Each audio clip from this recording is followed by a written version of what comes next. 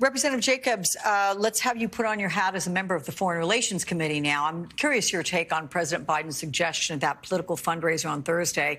The risk of nuclear Armageddon is the highest it has been for 60 years. Of course, since then, the president's comments have been described as scary, also spurred French President Emmanuel Macron to call for prudence when addressing the nuclear threat. Are you alarmed by the president's comments? Should they be taken seriously? Is he right? Look, I think undoubtedly we are seeing escalated rhetoric coming from Vladimir Putin because he knows he's losing the war on the battlefield and he's losing domestic support for the war at home. And so we know that things are always most dangerous when you have dictators who feel like they have no other options.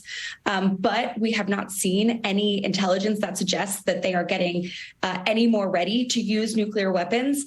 And we should be taking the threat of nuclear war very seriously, but we should not be doing anything to try and escalate that or feed into that either. And so I think it's incredibly important that we stay level-headed here, that we stay the course of what we've been doing, which is making sure that Ukraine has the weapons that it needs to continue having the battlefield successes that we're seeing.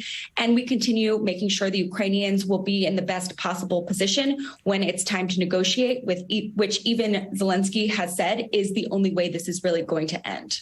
Very quickly this week, you know, OPEC Plus defied President Biden's pleas, is going to now cut oil production by 2 million barrels a day, meaning that oil prices are expected to go up here in the U.S. The president sought to mend ties with major oil producer Saudi Arabia, despite previously shunning the country over its human rights abuses. Some of your Democratic colleagues suggest pulling U.S. forces and military equipment out of Saudi Arabia, as well as the UAE. Do you think that's the right reaction?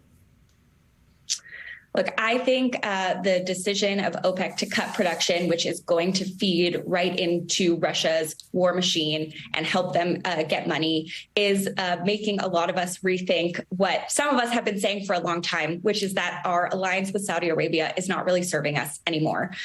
They have not been a good partner on oil. They have not been a good partner when it comes to the things we care about around the world. They have committed human rights abuses, both at home and abroad. They killed an American resident. This is not an alliance that is serving America's interests anymore. And I'm glad that this oil production cut has made people realize that and see that. But it's a much broader relationship that we need to reevaluate and rethink. California Congresswoman Sara Jacobs, thank you so much for your time. Good to see you.